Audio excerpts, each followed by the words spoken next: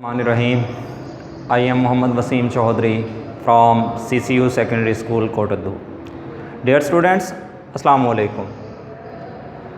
आज का हमारा ये topic unit number 2 9th class physics से काइनेमैटिक्स चैप्टर का नेम है।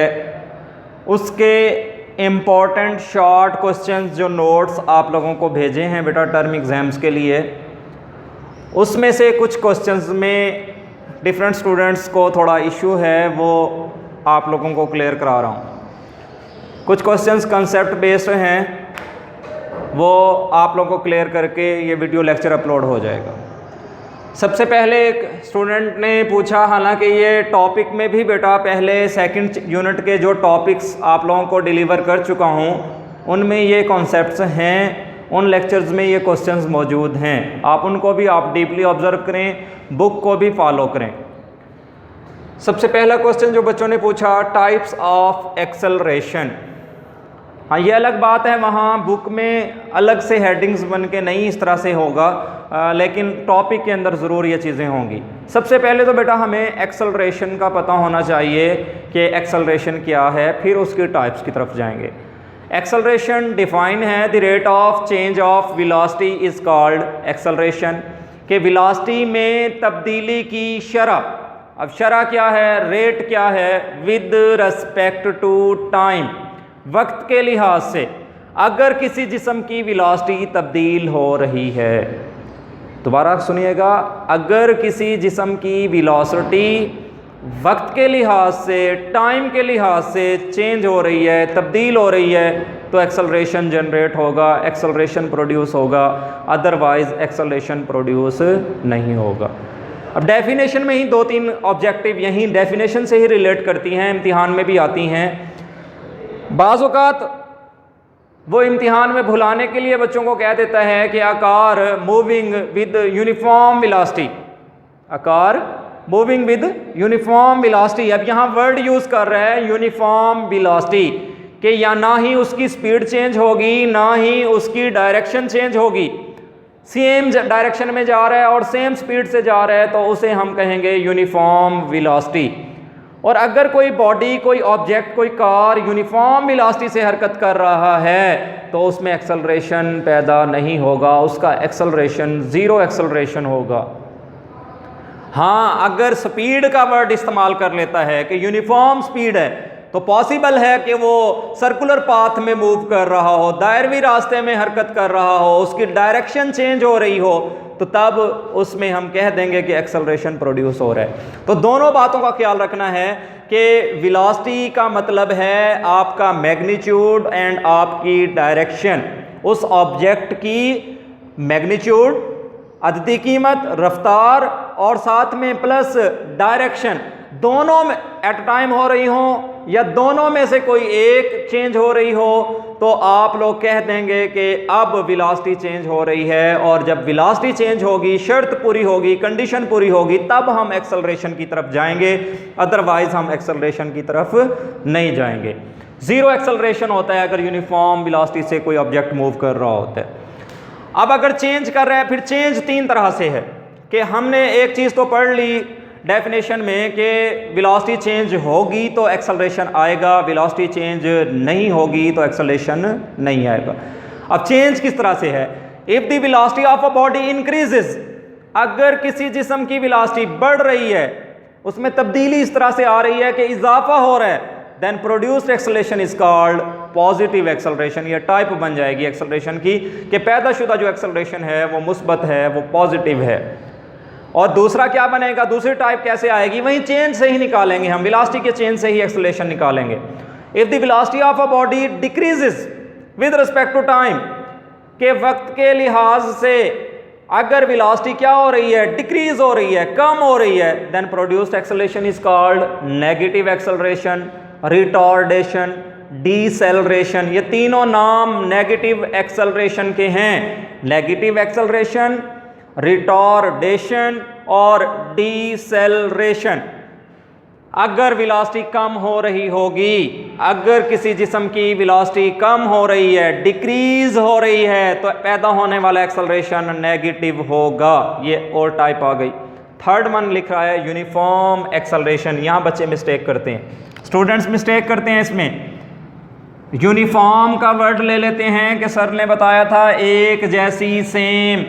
यहाँ एक जैसी वेलोसिटी नहीं है, यहाँ एक जैसा एक्सेलरेशन है। अगर यूनिफॉर्म का मतलब ले रहे हैं सेम, यूनी एक, फॉर्म शक्ल, एक जैसी शक्ल, सेम, तो यहाँ पर एक्सेलरेशन के बारे में यूनिफॉर्म है, वेलोसिटी के बारे में यूनिफॉर्म नहीं है। मोस्टली स्टूडेंट्स इसमें मिस्टेक करते हैं कि if a body having uniform velocity then its acceleration is called uniform acceleration। ये गलत है, ये रॉन्ग है डेफिनेशन। आपकी अगर वेलोसिटी, ऑब्जेक्ट की वेलोसिटी, कार की वेलोसिटी यूनिफॉर्म है तो एक्सेलरेशन ज़ीरो होगा, एक्सेलरेशन पैदा ही नहीं होगा। एक्सेलरेशन कब होगा? एक्सेलरेशन के लिए शर्त है, मैंने कहा था चेंज इन वेलोसिटी, तब एक्सेलरेशन आएगा। फिर टाइप्स की तरफ जाएंगे जब एक्सेलरेशन प्रोड्यूस कर लेंगे। तो यहाँ पर क्या आएगा कि फिर एक्सेलरेशन तो है चेंज इन वेलोसिटी, आगे यूनिफॉर्म है तो सेम चेंजेस इन वेलोसिटी। तवज्जो कीजिएगा, यूनिफॉर्म का मतलब लिख रहा हूँ सेम, एक्सेलरेशन का मतलब लिख रहा हूँ change in velocity, change in velocity. लफ्ज़ों से ही पकड़ के डिफाइन निकाल लिया करें, यहीं से डेफिनेशन निकल आएगी।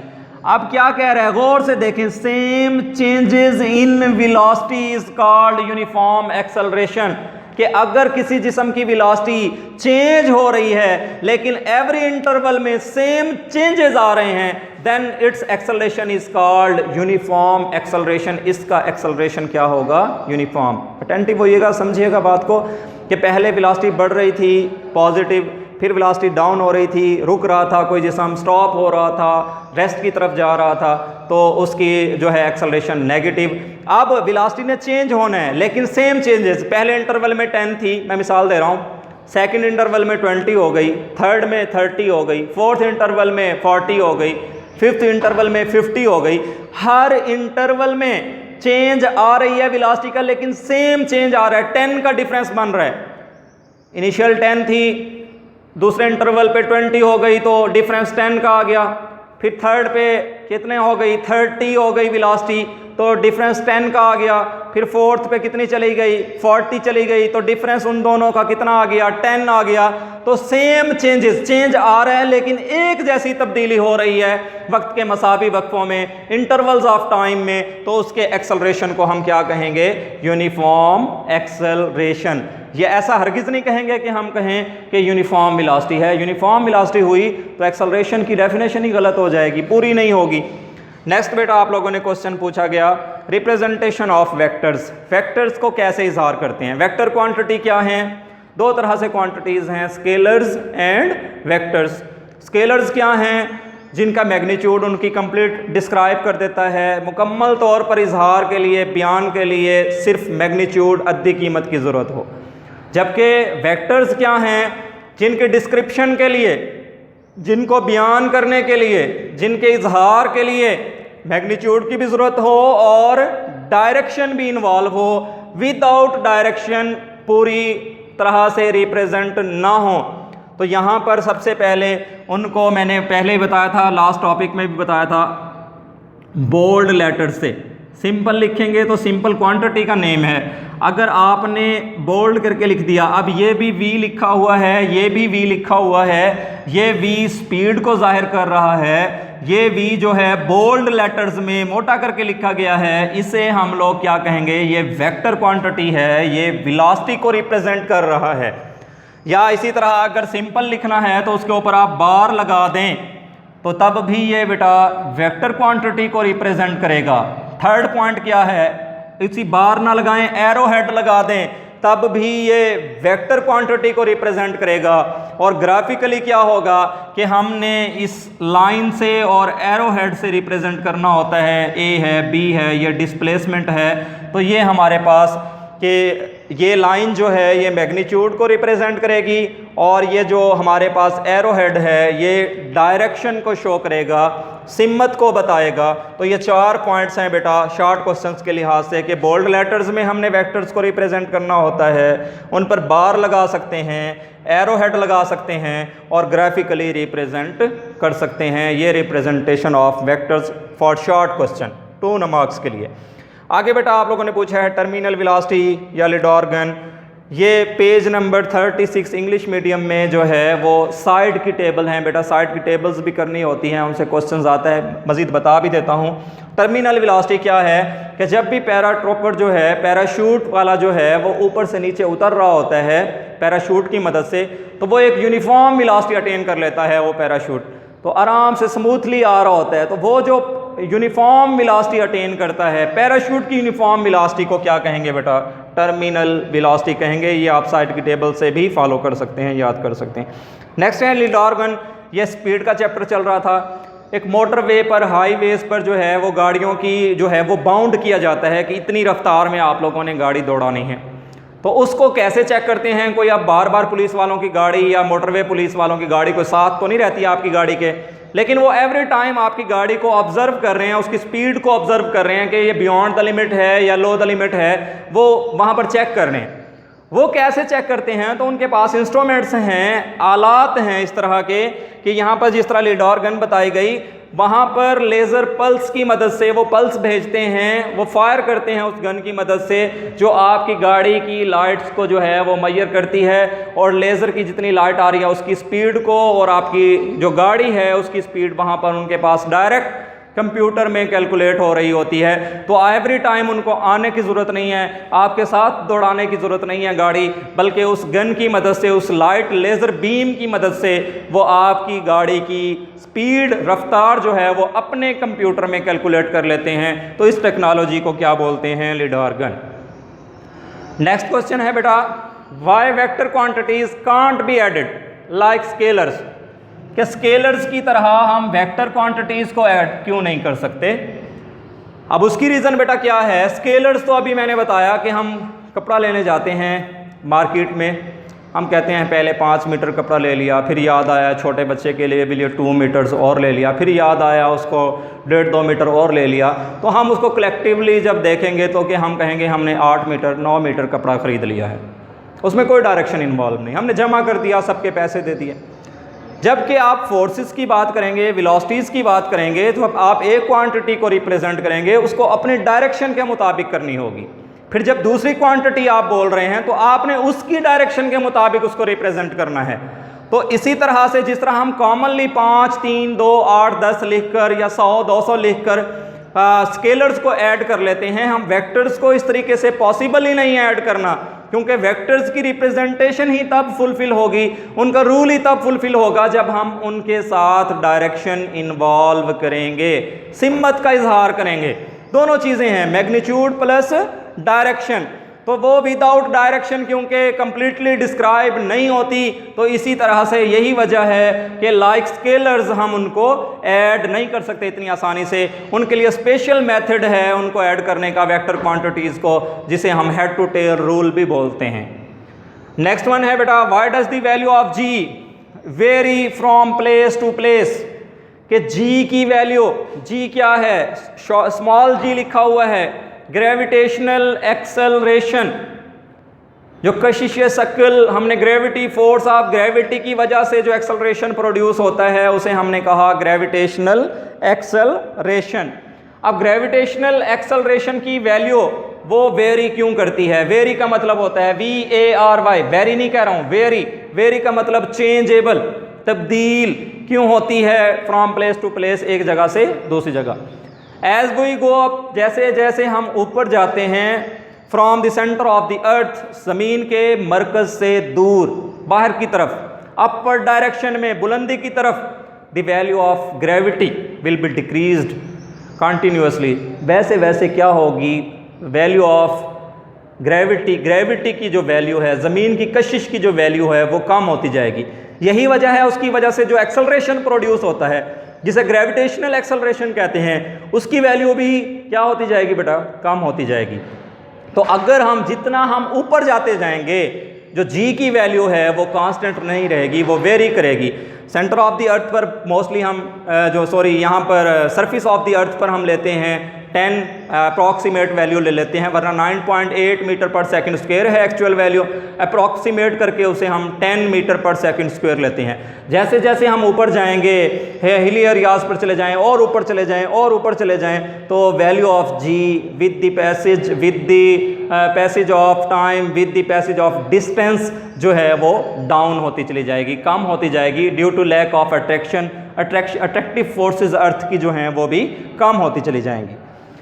नेक्स्ट बेटा, uses of vector quantities in our daily life. हमारी रोजमर्रा जिंदगी में मोस्टली बेटा आप लोगों की इंजीनियरिंग ब्रांच में